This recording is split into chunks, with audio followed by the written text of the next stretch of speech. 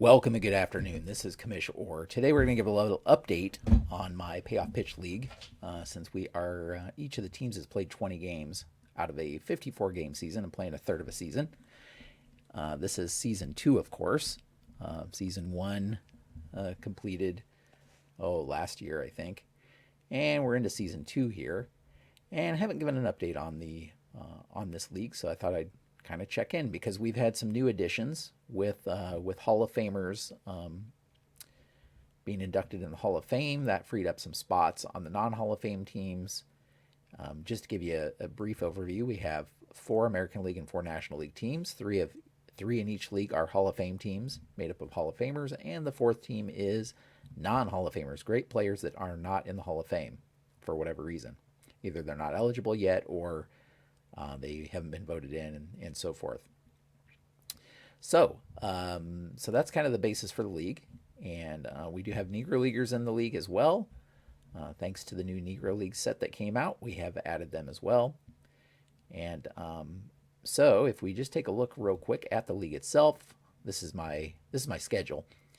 We can see we are getting close to the All-Star break here. The All-Star break will be in 4, 5, 6, 7 days. Yeah, basically 7 days. There is a day off for teams in there. So teams will play about 6 more games before the All-Star break, which is 6 weeks of playing time.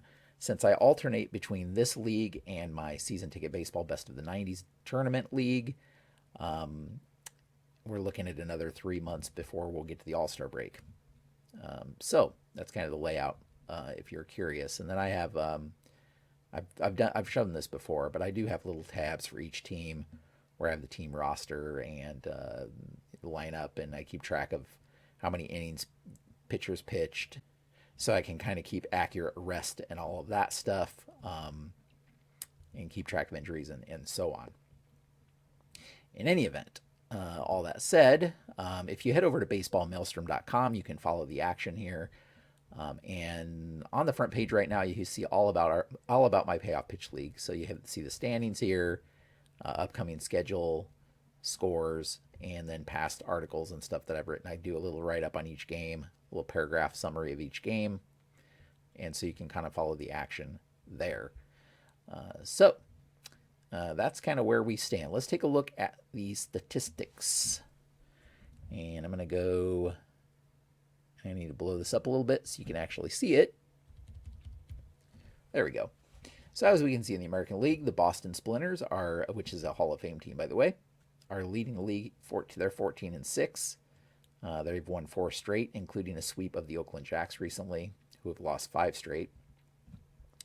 And I've commented before, American League stats, hitting is way higher than in the National League. So we have overall league batting averages of 280. And ERA of 5.69. So offense very much leading in the American League.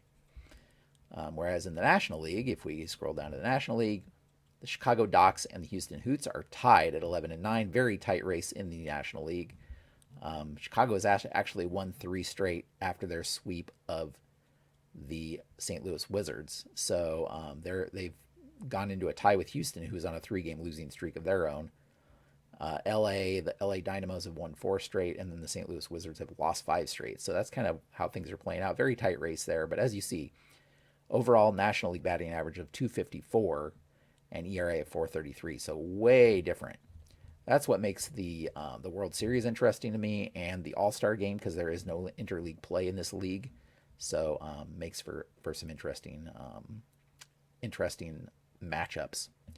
So if we look at Boston, we can see who are the leaders in team batting. Well, George Brett is hitting 455. Again, this is after 20 games, 20 team games. He's hitting 455. He has been out here and there, and so he doesn't quite have enough plate appearances to qualify for the batting title, but I'm imagining that he will by the end of the season. But yeah, 455. Of course, team batting average 293 for Boston. So all of these averages are going to be a little bit higher than normal. We have Ted Williams, of course, hitting 337. Only 3 homers, though. Frank Thomas leading the team in home runs with 8. He's hitting 329. Just monster numbers. Ichiro recently came over once he was inducted in the Hall of Fame. He joined Boston, and he's 3 for 10 in his first couple of games with Boston. Much like one would expect him to be, I guess. On the on the pitching side, excuse me, league leader or the team leader in ERA is with a 257. Catfish Hunter, he only has a couple of starts. I think that's 2 starts, so not a lot of starts. But Bert Blyleven is really heading up their rotation. He's 4-0 with a 360 ERA. Very, very good. And then it kind of goes down from there. Raleigh Fingers is their closer. His ERA he's blown a couple of saves, which, only 6 1/3 inning. You don't have to blow very many saves to have your ERA just be blown up. And then the new addition was Roy Halladay, actually. And even though overall it looks like his overall ERA is not very good at 6 in his 2 starts, actually in his last start he had a complete game shutout, a 2-hitter. So he's actually doing better than what his stats would suggest. So that's Boston. Let's take a look at Detroit. Just going to run through the teams real quick here. Dobie Moore is Detroit, by the way, is the non-Hall of Fame team. Dobie Moore was 3 for 4 in his first start. He's a Negro League player. Now, Dick Allen was on this team, but once he got inducted into the Hall of Fame, he switched, of course, same with Ichiro. So sadly, both of those two were hitting, like Dick Allen was hitting 377 with 10 homers when he joined or got drafted by one of the Hall of Fame teams. Ichiro was hitting 368. So 2 of their top offensive players here have joined the Hall of Fame teams. Joe Jackson, Shoeless Joe, of course, joined the team. He's 0 for 4 so far, so he's only had 1 start to speak of. So nothing too surprising there. And I already mentioned Dobie Moore, 3 for 4 in his first start. Dwight Evans getting some more playing time with Ichiro gone. And Shoeless Joe, I believe, took the place of Ichiro when Ichiro got drafted. So that's what we're looking for. I'm trying to think of who else joined the team. Maybe Rafael Palmeiro, I believe, was a fairly new addition to the team. In terms of team pitching, Kevin Apier was a recent addition. He's in the bullpen. Frank Tanana, actually 2-1, kind of leading the team in their rotation. We also have David Cohn, Brett Saberhagen, Dave Stieb. Roger Clemens, supposedly the team leader there, but has not pitched well. A 7.04 ERA in his 4 starts or so. And so that's Detroit. New York SWATs. Derek Jeter was actually got a start. He's kind of hasn't had much playing time because their normal shortstop,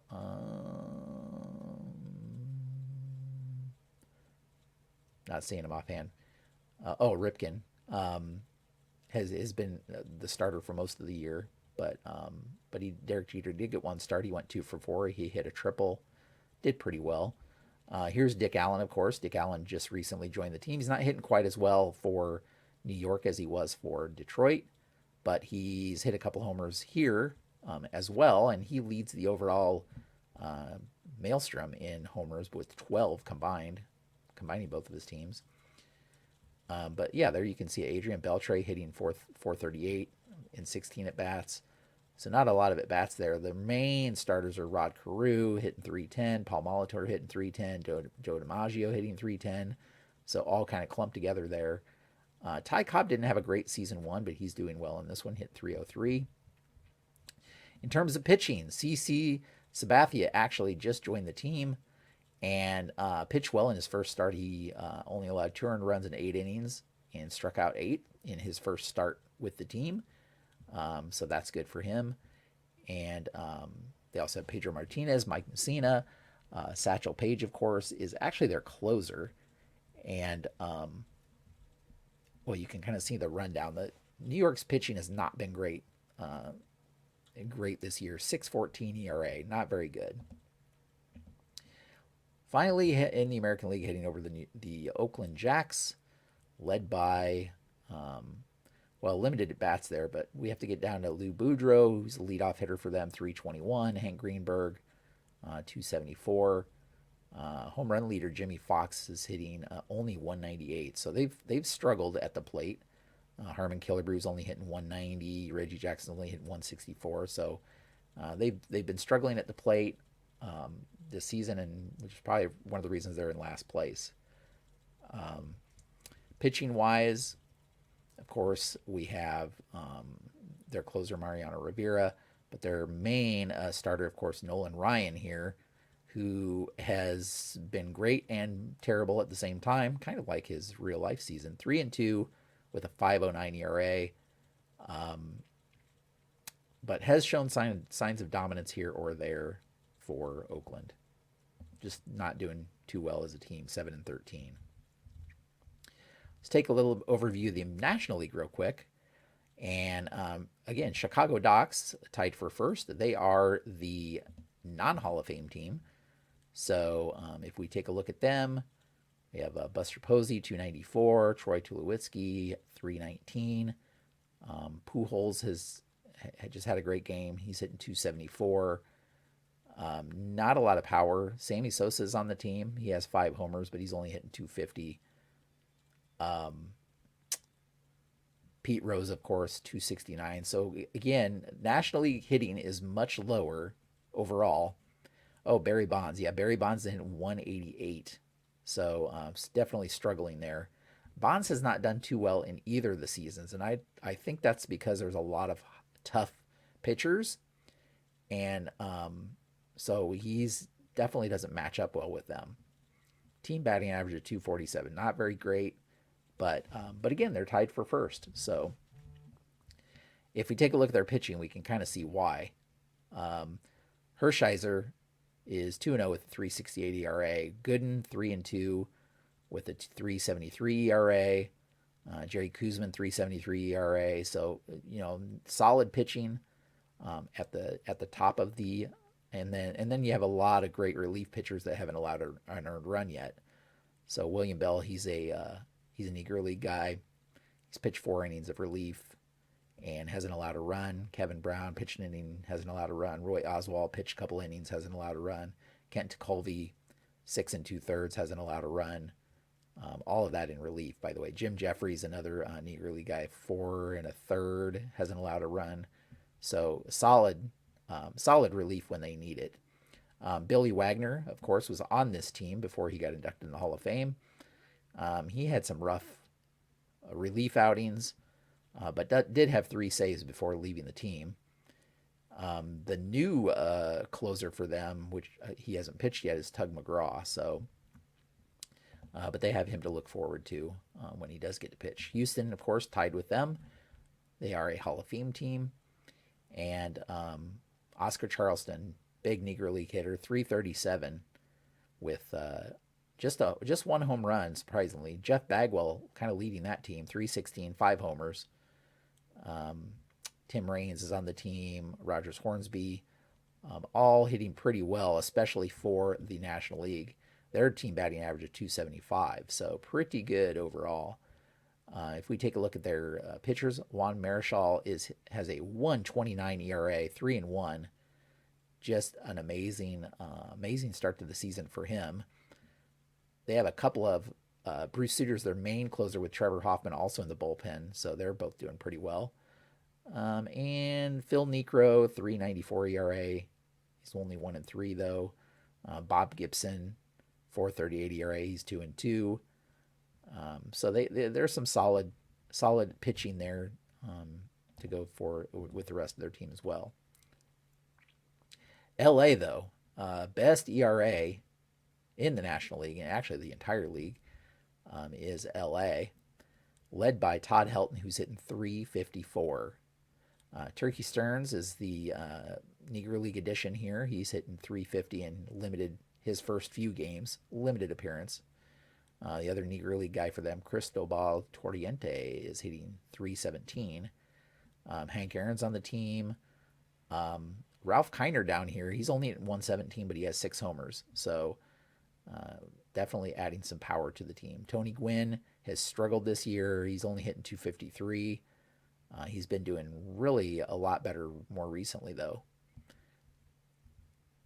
In the pitching, we talked about the pitching. Of course, Sandy Koufax, 4-1 with a 167 ERA. He's been dominant. Then you have Tom Seaver, 265 ERA. Don Drysdale, all of them both of them 2-2. They also have Randy Johnson, who's actually gotten shelled a couple of times. He's 1-3 with a 7.56 ERA, so he hasn't done too well. But overall, the pitching's pretty good for them as a whole. So, St. Louis Wizards. Of course, you have Dave Winfield with limited appearances, but he's hitting 407 in those limited appearances. Duke Snyder, 320. Mike Schmidt, their big power hitter, 6 homers, but only hit 200. So, once again, you have a couple of homers from some other guys, but team batting average is only 239. So, not a great hitting team overall this year. They were the National League champion last year, but of course, there were roster shakeups in between seasons 1 and 2, and that's made a big difference. In terms of pitching, Don Sutton is leading that pitching staff 2-0 with a 180 ERA. Just incredible. They also have Steve Carlton, 2-3 with a 296 ERA. A lot of that's due to his last start where he allowed, I think, 6 earned runs. So he didn't do too well. Greg Maddux is on that staff, 2-2. And Robin Roberts, 2-3. So a lot of possibility for good pitching there. They just haven't always come through for St. Louis. And again, they're in the middle of a 5-game losing streak, so you have that to contend with as well.